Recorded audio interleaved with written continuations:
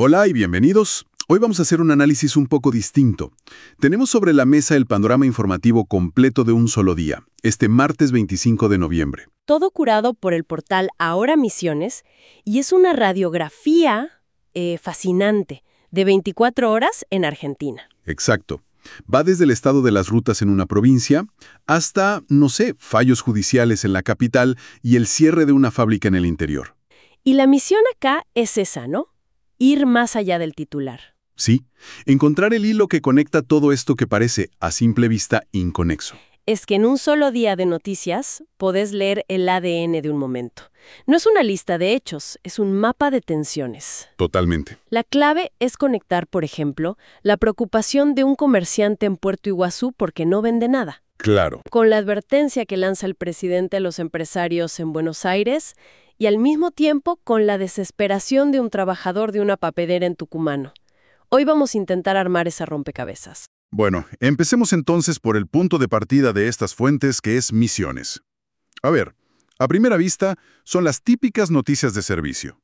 El tiempo, que va a estar soleado, el cronograma de pagos de la ANSES. Lo más cotidiano. Exacto. Pero incluso ahí ya se ven las costuras del sistema. Que el Estado garantice el pago de la asignación universal o las jubilaciones. O que un camión de gas a precio subsidiado llegue a un barrio. Es la red de seguridad mínima. Es lo que sostiene a millones de familias en medio de la tormenta económica. Es el Estado en su función más básica, digamos. La que evita que todo se desmorone. Pero entre todos esos datos de servicio, hay uno que me pareció una metáfora increíble de todo lo que está pasando. A ver. El informe de Vialidad Provincial advierten sobre las distracciones al volante y dicen que apartar la vista del camino por solo 3 segundos a 80 kilómetros por hora equivale a recorrer 60 metros a ciegas. Uf, 60 metros. Es una imagen potentísima. ¿No es una metáfora perfecta del momento? Sí. Parece que avanzamos a una velocidad tremenda, con la promesa de más reformas, como dice el presidente, pero con la sensación de que nadie está mirando el camino inmediato. Esos 60 metros que tenemos adelante. Y en esos metros a ciegas vemos dos realidades que chocan, en la misma provincia además. Tal cual. Por un lado tenés la alta política. Llega el ministro Diego Santilli para definir una nueva estrategia legislativa con el gobernador. De la calle, el Centro de Empleados de Comercio de Puerto Iguazú, una ciudad que vive del turismo, del consumo. Ujú. Y que está lanzando una alerta roja. Dicen, ventas en picada, reducción de personal y el avance de la informalidad. Ese comerciante de Iguazú es el primero en ver el resultado de la frenada brusca. Es como se dice el canario en la mina. Y su canto es la punta del iceberg de un conflicto mucho, pero mucho mayor, que se está gestando a nivel nacional. Exacto. Ese canario en la mina de Iguazú nos lleva directo al epicentro del terremoto, a Buenos Aires. Vamos para allá, porque la tensión entre el plan del gobierno y la realidad de la gente está a punto de estallar en múltiples frentes, y el primero es el judicial y político. El juez Gorini le impone nuevas restricciones a Cristina Kirchner en su domicilio, pero lo más revelador no es la restricción en sí, es la respuesta de ella. Su respuesta es una clase de cómo cambiar el eje de la conversación. Totalmente. En lugar de enredarse en una defensa técnica que solo le interesa al círculo rojo, redefine el campo de batalla al instante. Cita la famosa frase, es la economía estúpido. Y mueve el foco. Pasa de ser Cristina y la justicia a tu bolsillo contra el modelo de Milei. Es una jugada para conectar directamente con la angustia diaria de la gente. Hace que su problema legal parezca secundario frente a la crisis. La verdadera batalla, nos dice, no está en el tribunal. Está en el supermercado. Es una lucha de relatos. Y mientras tanto, en el Senado, se abre otro frente para el oficialismo. La Comisión de Asuntos Constitucionales rechaza el pliego de Lorena Villaverde, una senadora electa de La Libertad Avanza. Y no por cualquier cosa, por supuestos vínculos con el narcotráfico. Esto no es un detalle menor. Para nada.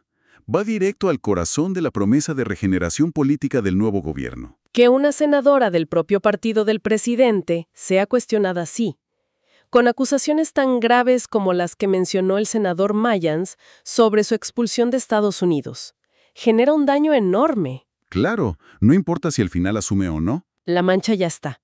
Y le da munición a la oposición para cuestionar la calidad moral e institucional de todo el proyecto. Y siguen los casos que tensionan al poder.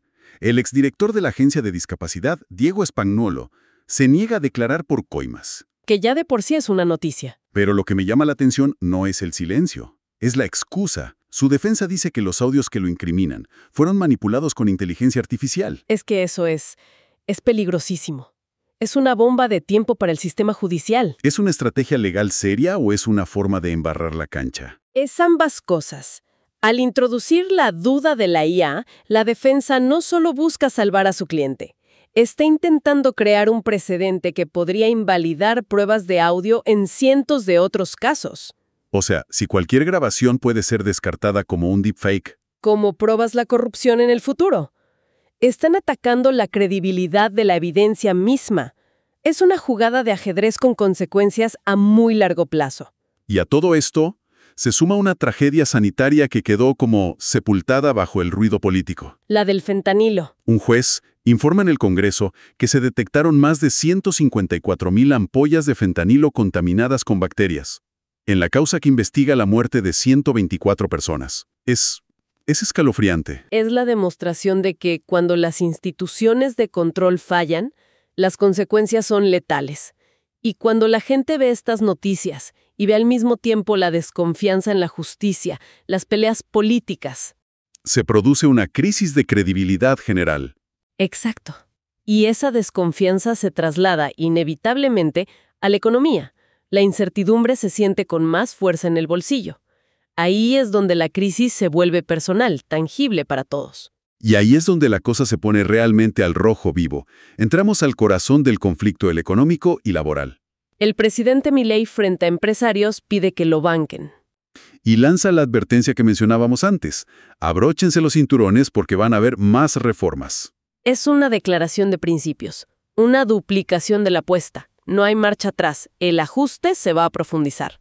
Y la reacción del otro lado del mostrador es igual de contundente y casi inmediata. Las empresas de colectivos, que son claves para que la gente llegue a trabajar, anuncian que no tienen cómo pagar salarios y aguinaldo en tiempo y forma. YATE, el gremio de los estatales, responde con un paro nacional que según ellos tuvo un acatamiento de más del 90%. Un paro que el gobierno ya avisó que va a descontar. Lo que echa más leña al fuego. Es un choque de trenes. Y no es solo ATE. Vemos que a la protesta se suman jubilados, docentes universitarios y la CAT, que es la confederación que agrupa a todos los sindicatos del transporte. Desde camioneros hasta pilotos. Todos rechazando de plano la reforma laboral del gobierno. Lo que estamos viendo es la materialización de dos modelos de país en pugna. Por un lado, el gobierno avanza con su plan de desregulación y ajuste, convencido de que es el único camino. Y por otro, los sindicatos y los trabajadores organizados resisten con las herramientas que tienen. El paro, la movilización. Y esto no es una discusión teórica, ¿eh? Tiene consecuencias con nombre y apellido. Los informes que analizamos hablan de 800 despidos en el INTA. El Instituto de Tecnología Agropecuaria, que es clave para el campo. Y también un sumario a científicos del CONICET, la principal institución científica del país, por protestar contra los recortes. O sea, se persigue la protesta. A eso súmale el cierre de una sucursal de Frávega, con una amenaza de 300 despidos a nivel nacional. Y la cifra que lo resume todo, el dato que le pone número al ajuste. El de la Asociación Argentina de Presupuesto. Los jubilados que cobran la mínima, que es el eslabón más débil, perdieron casi un 4% de su poder de compra solo en octubre. Comparado con el año anterior. Entonces, cuando el presidente pide que lo banquen, la pregunta que surge de estas fuentes es: ¿quiénes pueden bancar este ajuste? ¿Y a qué costo? Porque el impacto no es parejo. Cae con una fuerza desproporcionada sobre los que menos tienen. Y este choque de modelos que vemos en Buenos Aires tiene réplicas en todo el país. No son casos aislados. No, para nada. Los informes de las provincias son el termómetro más preciso de cómo se vive esto lejos de la capital. Miremos Santa Fe. La fábrica de cosechadoras Vasalli, un emblema de la industria nacional, hoy está paralizada. Y en Tucumán, Papelera Tucumán, frenando su producción. Son dos industrias clave en provincias productivas que están frenando en seco. Y no es una estadística de desempleo. Es el motor productivo del interior empezando a toser, y fuerte. Son 280 familias en un caso y 260 en el otro, en la incertidumbre más absoluta. Y en Chubut, el informe sobre el costo de vida es un golpe de realidad. Llenar un changuito de supermercado en la Patagonia cuesta más de 820,000 pesos. En ese contexto, la discusión sobre si bajaron las retenciones a las petroleras le suena a música lejana a la gente. Un sindicalista petrolero lo dice clarísimo. De nada sirve si no hay inversión para frenar los 5,000 despidos que se vienen. Y en Salta denuncian algo que parece simbólico, pero es muy profundo. Un intento de apagón local en Radio Nacional. Quieren eliminar la programación propia para retransmitir solo contenido de Buenos Aires. Es un ataque directo al federalismo cultural. Silenciar las voces locales es una forma de decir que los problemas y la cultura de las provincias no importan. Y al mismo tiempo, mientras pasa todo esto, vemos las respuestas de la sociedad. Por un lado, la solidaridad. Los 300 despedidos de la cerámica Ilva, en Buenos Aires. Después de 83 días acampando, lanzan una colecta para sobrevivir. Es la red social que se activa cuando el Estado se retira. Y por otro, las respuestas de los gobiernos provinciales, que intentan tapar los agujeros que deja la política nacional. Como el gobierno de Buenos Aires, que crea un programa de apoyo económico para víctimas de violencia de género. O Mendoza, que sanciona una ley para multar a los padres de alumnos que hacen bullying. Son los estados provinciales intentando dar respuestas a problemas sociales urgentes. Problemas que no parecen estar en la agenda prioritaria de la nación. Y para cerrar este recorrido, una noticia de Entre Ríos que genera una enorme controversia. La del jurado popular. Sí, un jurado popular declaró no culpables a 2 policías acusados por la muerte de un joven, en un caso denunciado como gatillo fácil. Esto abre un debate enorme y muy necesario. Demuestra la complejidad de la discusión sobre la violencia institucional y cómo la percepción de la sociedad de ese jurado puede ser muy distinta a la de las organizaciones de derechos humanos. Es una herida que sigue abierta. Vemos que la atención es la norma en todas partes. Si damos un vistazo rápido al mundo, el panorama no es mucho más tranquilo, ¿eh? Para nada. En Medio Oriente la espiral de violencia no se detiene. Israel bombardea objetivos de Hezbollah en Líbano, el primer ministro Netanyahu visita tropas en Siria. Y jamás denuncia más muertos a pesar de un supuesto alto el fuego. Y en medio de los bombardeos, un dato que a menudo se pierde, aportado por una ONG israelí, 94 palestinos muertos en prisiones de Israel en los últimos 2 años. Es un recordatorio de que el conflicto tiene muchos frentes, no solo el militar. Y en nuestra región, vemos reflejos de los mismos problemas. La violencia del narco en México con el asesinato de un alcalde. La crisis carcelaria en Ecuador. Bueno, para tomar un respiro, aunque sea breve, pasemos al deporte. En el fútbol argentino sonríe Gimnasia, que se metió en cuartos de final. Pero en la otra vereda hay crisis en River. El ciclo exitosísimo de Gallardo parece mostrar fisuras. No ganó ninguno de los últimos 4 clásicos. El fútbol, como siempre, sirviendo de espejo de ciclos que empiezan y terminan.